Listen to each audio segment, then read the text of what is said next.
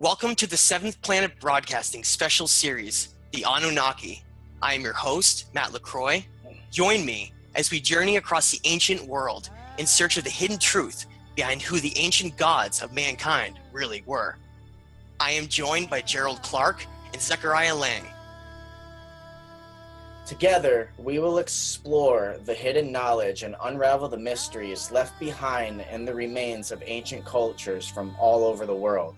Are we really alone in the universe, or has important information been kept secret from the masses that answer the questions to our hidden origins? Could there be a common source from the megalithic ruins in the jungles of Mesoamerica to the great Egyptian Giza pyramid? Were the Anunnaki possibly the missing creators of these advanced cultures, hidden by the sands of time, jungles, and the editorial records inked by warring conquistadors? Sumer is one of the earliest civilizations dating back to 3800 BC. It is often referred to as the cradle of civilization. The Sumerians are credited with having the first known writing system, advanced architecture, agriculture, mathematics, and astronomy, all of which they attributed to these sky gods. Ancient Sumerian people called them the Anunnaki, which means those who from Anu were sent to Ki, our earth. The Enuma Elish, the Babylonian epic of creation, are clay tablets that tell the story of the formation of Earth out of the bowels of Tiamat. To understand who the Anunnaki are, we must first understand our planet's origins. Our solar system originally contained a great sun until an invader solar system became trapped within its gravitational field. Our sun acquired a binary twin, which is the case for about 80% of other known solar systems. The Enuma Elish cuneiform tablets describe the great celestial battle that this invader solar system caused, as its retrograde motion caused collisions with other planetary bodies. A large planet with several moons, known by the gods as Marduk, Nibiru, or Planet X, became trapped in our sun's electromagnetic and gravitational field.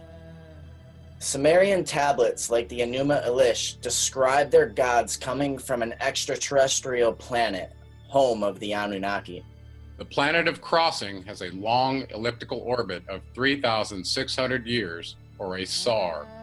The Nibiru complex is difficult to detect due to its highly inclined orbital path position relative to the Sun. Could the Sumerian description of the Anunnaki home planet truly traverse an orbital path into solar perihelion, cyclically as the cuneiform tablets claim? One such collision was Tiamat with a satellite of Nibiru. This formed what we know of as Earth. A satellite of Nibiru, known as Kingu, became trapped by the Earth's gravitational field and became our moon.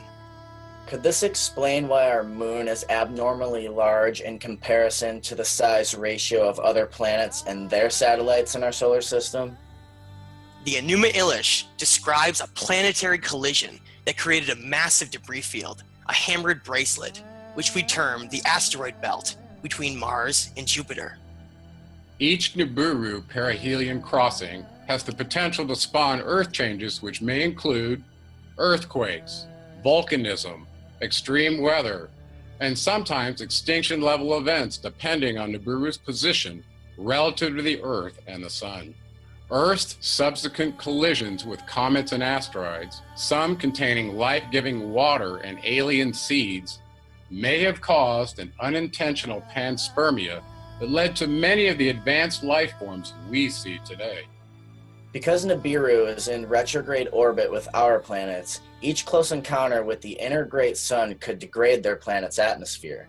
Desperately seeking a means of protection, the Anunnaki analyzed our solar system's planets, knowing that the shielding properties of transition metals could be used as a radiation shield. In 1990, Sumerologist Zechariah Sitchin, author of The 12th Planet, met with Chief of the U.S. Naval Observatory, Dr. Robert Harrington.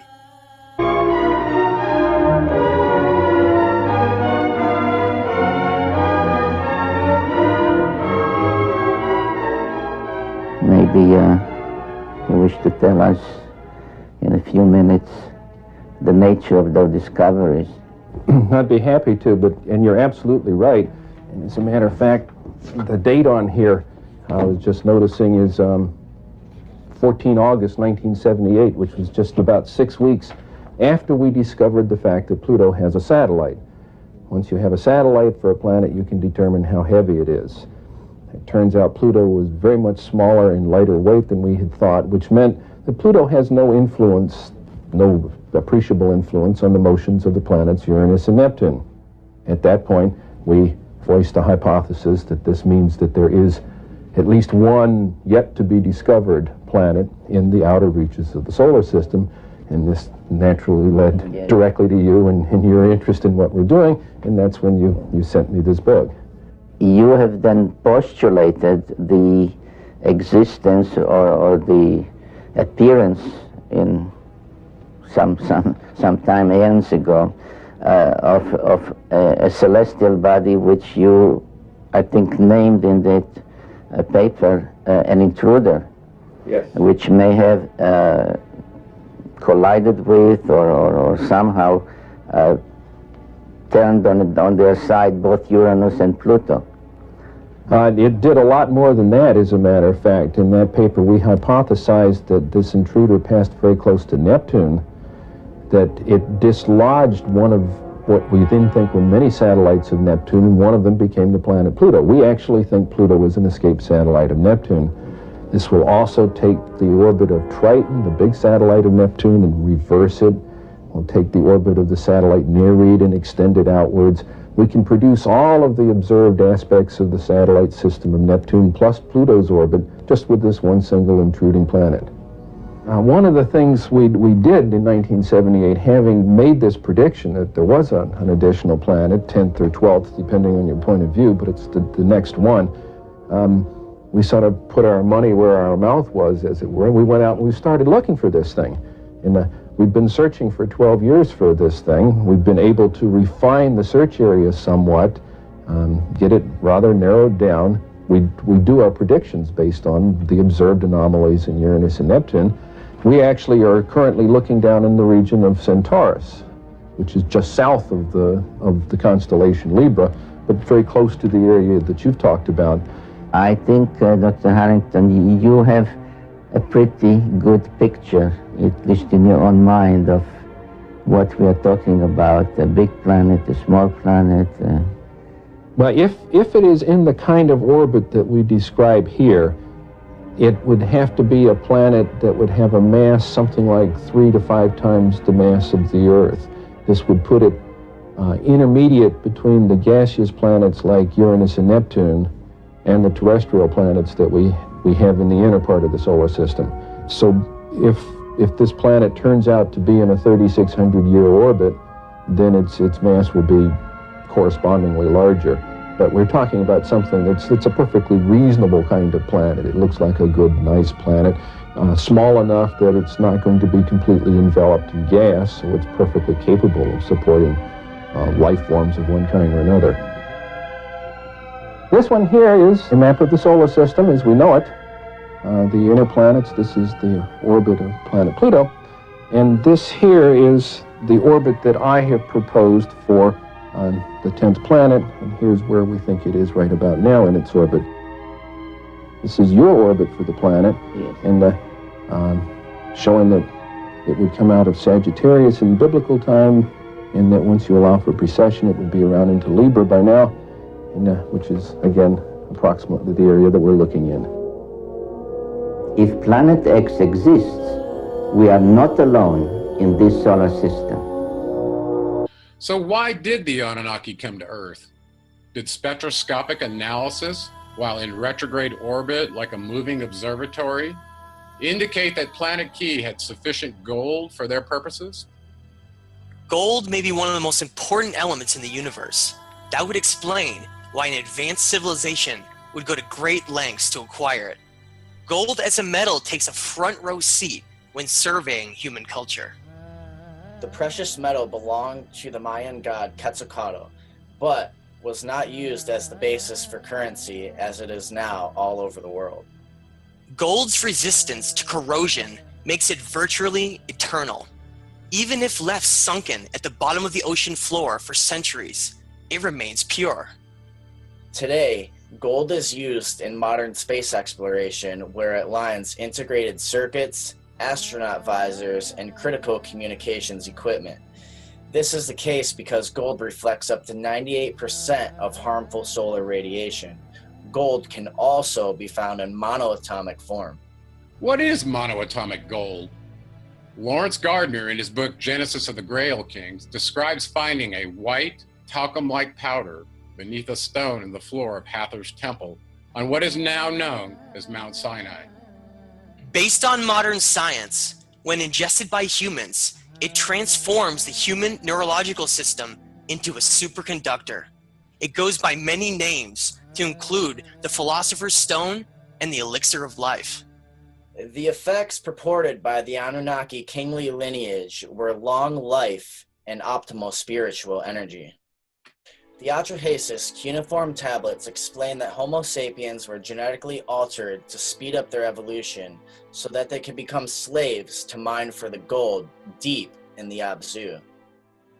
The real question is, are we still doing the same thing today? Let's look a little deeper into these forgotten gods of history. So who are these gods of the ancient world? Researchers are often asked, what do the Anunnaki look like? Looking at the various statues portraying the Greek god Poseidon, it seems very clear they look just like us. Genesis 1:26 states, "Then God said, let us make man in our image and in our likeness." The Atrahasis predates the canonical Bible by thousands of years, describing an Anunnaki council meeting in which both Ninmah and Enki were tasked with creating a primitive worker to replace the Igigi in the mines. Is this not the source of the biblical Genesis 1:26? All throughout history, from the Egyptians to the Greeks, we see names representing gods that show striking similarities to one another. To understand their influences upon history, we first have to decipher all the names to see the cross-cultural connections. Many of these names, like Isis or Zeus, are commonly seen even today, but most think they are simply mythology. In digging deeper, you will find that many of these gods had different names given to them in practically every culture examined. As part of an effort to make sense of who all the players were in the Sumerian records, a hand-drawn genealogy table was created. This early family tree evolved into an extensive chronology spanning the prehistory on Nibiru to the 12 tribes of Israel.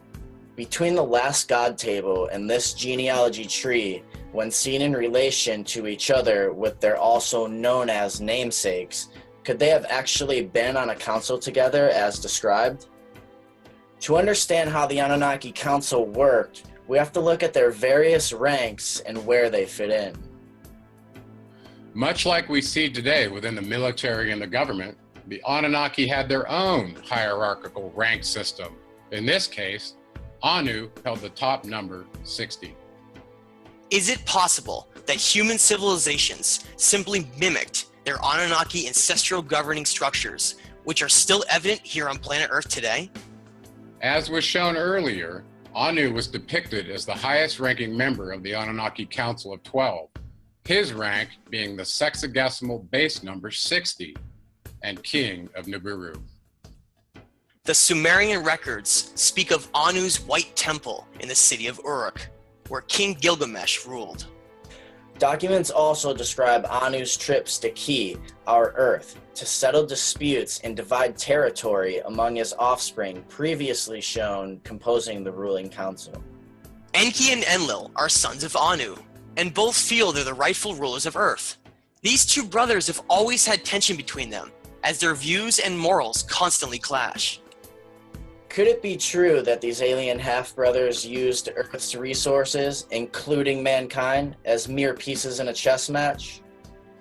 Is it possible that Enki and Enlil are simply actors on a bigger galactic stage, playing the dualistic role of creator and destroyer, the architect of dark and light?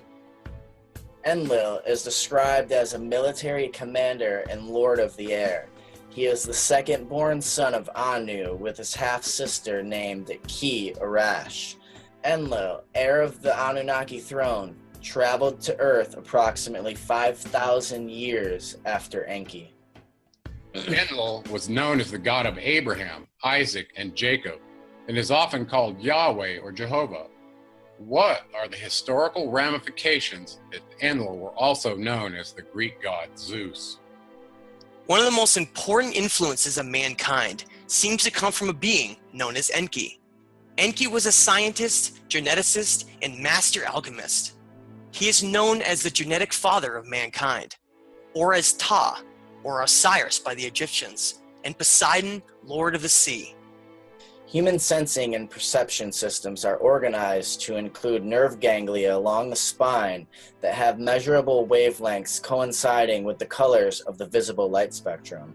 Could Enki, the great scientist, have designed what the Hindu culture terms chakras within the human structure for some secret alternative purpose? Could the nature of the chakra system imply that we are designed to become advanced, radiant light beings under some particular circumstances, known only to our creators and possibly by the masters of the Far East? The Atrahasis speaks of a birth goddess that was given responsibility to come up with a replacement worker during the Anunnaki Council meeting spawned by the Ajiji Rebellion. She has many names throughout the account to include Ninma, Belit Ili, and Nin Herzog. As the medical officer, she had facilities in the city of Shuruppak, the same city where Atrahasis, Noah, was the king, corroborating the biblical Genesis account. We know of her most notorious name from the Egyptians, where she is called Isis. One of the most important continuous creation science teachings encoded in the Egyptian culture is the story of Isis, Osiris, and Horus. Isis was not only the mother of humanity, having carried the first baby to term, but was also a very prominent being in the Egyptian Book of the Dead. Ningshita represents a very important figure in our history, for it seems he became mankind's teacher. Ningshita was frequently mentioned in the Enuma Elish, affiliated with the planet Mercury. Ningishita is the second-born son of Enki and was highly scientific like his father. It is stated in the Enuma Elish that he helped perform the genetic upgrade to the primitive workers so they could procreate. Ningshita was given the caduceus symbol, which is still commonly seen today in the healthcare industry. In 1945, a collection of important texts was found sealed underground in the Giza Plateau, known as the Nag Hammadi Library. The texts were written by a being known as Enoch, who was the original founder of the pagan religion. The Nag Hammadi scriptures were found deliberately buried beneath the desert sands of Egypt to protect their safekeeping.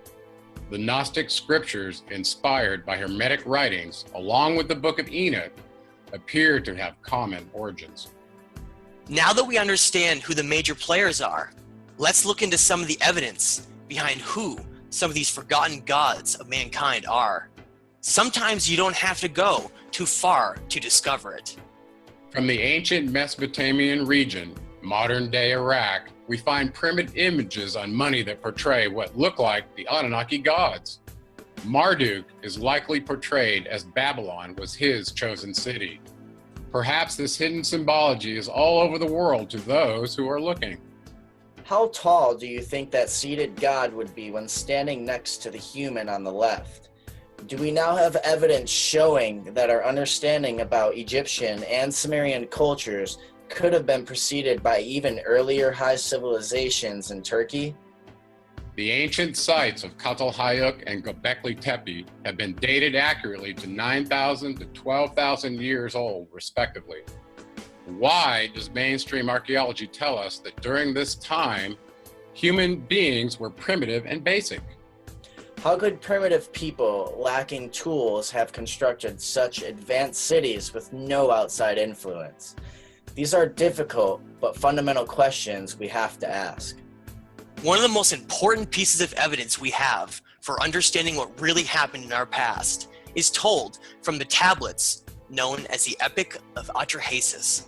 The Atrahasis story is composed of 3 Akkadian and Old Babylonian version cuneiform tablets that were dated to circa 1700 BC.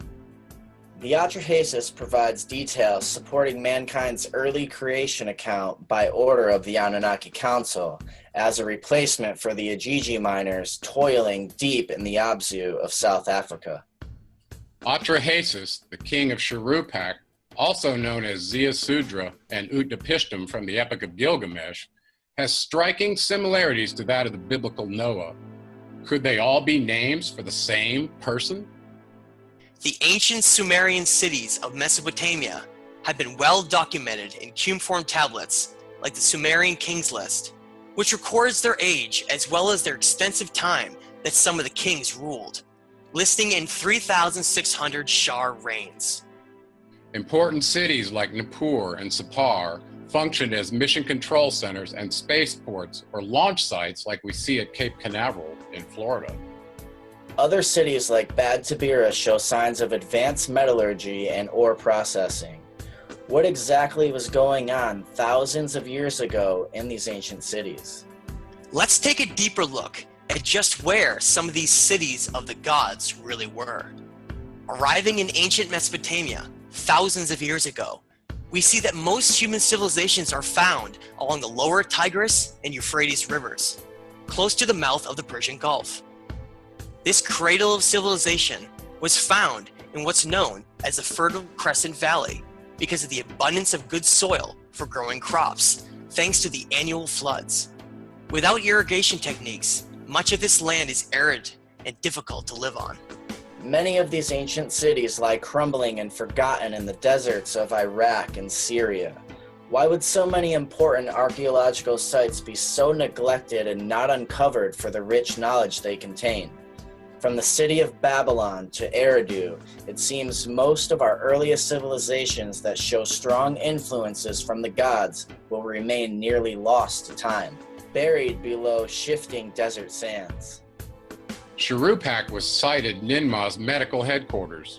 The city was ruled by a famous king known as Ziusudra or Atrahasis. The biblical Noah was also king of the same city of Shuruppak when the famous flood came after 600 years as the ruler. This is the same location and time mentioned in the Atrahasis tablets, discussing a destructive flood about which the Anunnaki swore an oath not to inform the humans. To the northeast in the Zagros Mountains of Turkey juts high to the heavens the great peak known as Mount Ararat. Archaeologists have uncovered the remnants of a great ship many believe could be Noah's Ark. Could the Sumerian Atrahasis flood story, also ending on Mount Ararat, be the source for the biblical tale involving Noah? The ancient Mesopotamian city of Ur was named the capital of Sumer twice. During the second time, it was ruled by the god known as Nanar Sin, who shows striking similarities to the Islamic god known as Allah. Could they perhaps be the same being? According to the cuneiform texts, we were told that Nanar Sin's father, Enlil, destroyed the city with nuclear weapons from previous anger he had for him.